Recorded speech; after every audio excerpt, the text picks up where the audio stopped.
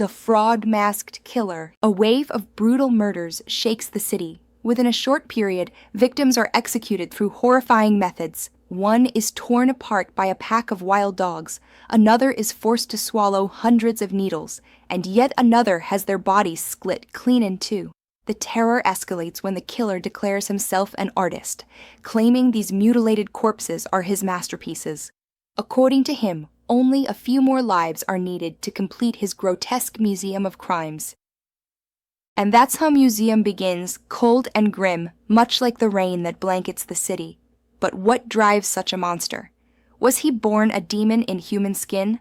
Or is there something even more terrifying beneath? Today, through a psychological lens, we delve into Museum, a brilliant Japanese crime thriller adapted from the hit manga by Ryosuke Tomoe, revealing how evil is born in the darkness. The crimes begin. Rain pours over Tokyo as Inspector Sawamura is jolted awake by a call. He rushes to the crime scene, only to be greeted by horror.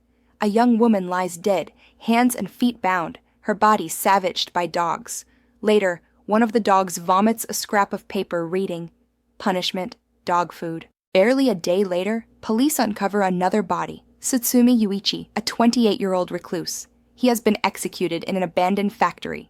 This time, the killer carves away precisely 3,260 grams of flesh, the exact weight Tsutsumi was at birth. Another note, punishment, feel a mother's pain. A chilling pattern emerges. Both victims were on the jury that sentenced Shigeru Ohashi to death 3 years ago for encasing a murdered girl in clear resin. The message is clear. Someone is targeting the jurors. Soon after, Judge Koizumi is found dead, his body sliced in half and packed into a massive delivery box, each half mailed to his wife and mistress.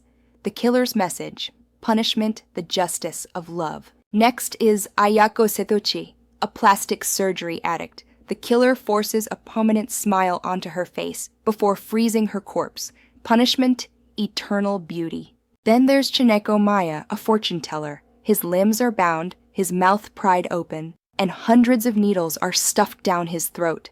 Punishment, a tongue that deceives shall swallow pain. Only one juror remains, Haruka, Inspector Sawamura's wife.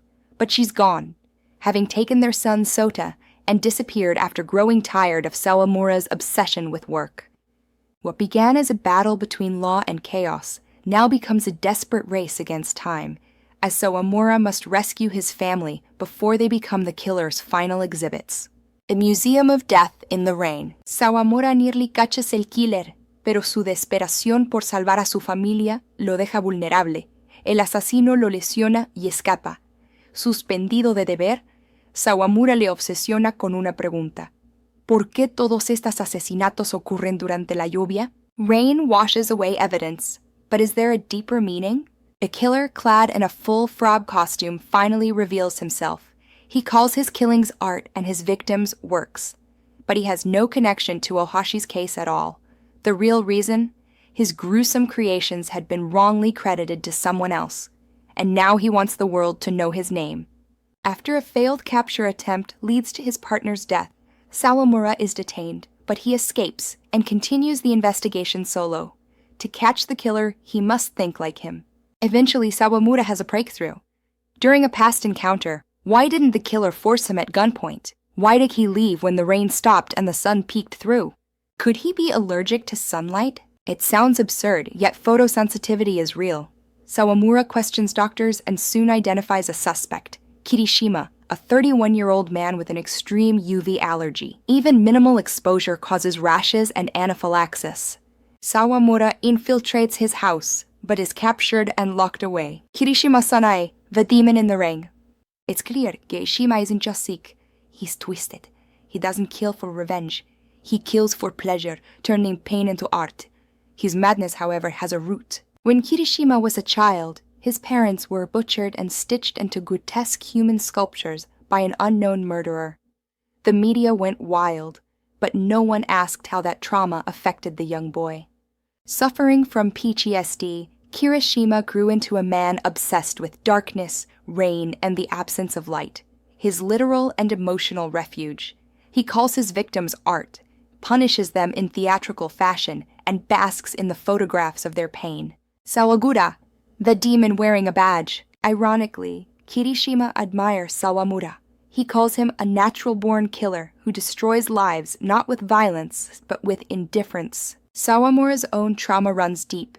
His estranged relationship with his father, his mother's lonely death, his obsessive work ethic, all these led him to neglect his own wife and son. Haruka once said, "You're a great cop, but a terrible father." 5 years of missed birthdays. 5 years of absent love. Unwittingly, Sawamura imprisoned his family in a cage of emotional neglect. Kirishima's crimes are condemned, but Sawamura's coldness is socially accepted. That's what fascinates the killer, causing suffering without laying a finger. The legacy of horror. In the final moments, a terrifying possibility emerges. As the movie ends, young Sota scratches at his neck. Could he too suffer from the same UV allergy? The film leaves us with a haunting question. What kind of future awaits Sota? Will trauma shape him the way it did Kirishima or Sawamura? Museum is more than a crime thriller. It's a chilling masterpiece of Japanese cinema. Nearly a decade since its release, it still evokes shivers, not just from the murders, but from its reflection on the monsters trauma can create. Kirishima's Museo may be fictional, but its horror echoes long after the final scene.